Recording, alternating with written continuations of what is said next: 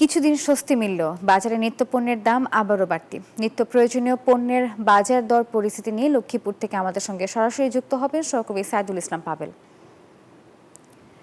পাবেল, জানাবেন নিত্যপণ্যের দাম তো আবারও বাড়তি, সপ্তাহ প্রায় শেষ হতে চলল। এখন এই নিত্যপণ্যের বাড়তি দাম নিয়ে ক্রেতা বিক্রেতাদের প্রতিক্রিয়া কেমন দেখছেন চট্টগ্রামে, জানাবেন।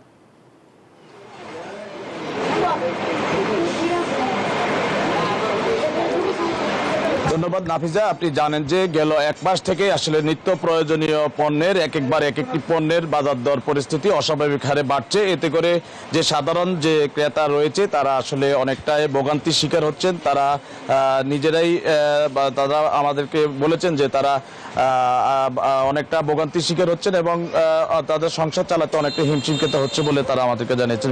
বিশেষ করে মধ্যবিত্ত এবং নিম্ন আয়ের যে মানুষজন রয়েছেন তারা সবচাইতে বিপাকে পড়েছেন বলে জানিয়েছেন। গত এক মাস থেকে আসলে এখানে লক্ষ্মীপুরে যে চালের যে দাম সেটা প্রতি বস্তা অর্থাৎ 50 কেজিতে 100 থেকে 200-250 টাকা পর্যন্ত বেড়েছে বলে এখানকার কয়েকজন বিক্রেতারা আমাকে জানিয়েছেন।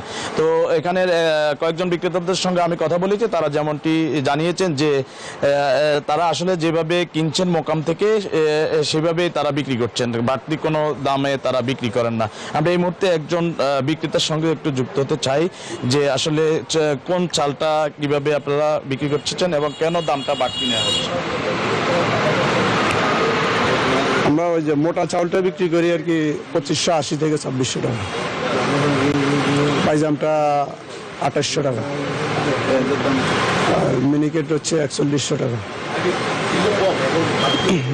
আগে কম ছিল, এখন 100 টাকা থেকে 200 টাকা চালের কেজি বস্তাতে বাড়তি। মোকাম বেশি, মোকাম থেকে ওইভাবে আমাদের কিনা যেভাবে আমরা ওইভাবে বিক্রি করি আর কি।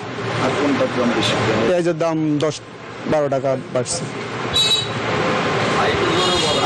ধন্যবাদ আপনাকে। আপনি যেমনটি শুনলেন আসলে মোকাম থেকে আসলে তাদের যে কিনা দাম বেশি, এই কারণে তারা বেশি দাম নিচ্ছেন বলে তারা জানিয়েছেন। তো এ ছিল লক্ষ্মীপুর থেকে নিত্য প্রয়োজনীয় পণ্যের বাজার দর পরিস্থিতি নিয়ে সর্বশেষ আমি যাচ্ছি স্টুডিওতে। পাবেল, ধন্যবাদ আপনাকে।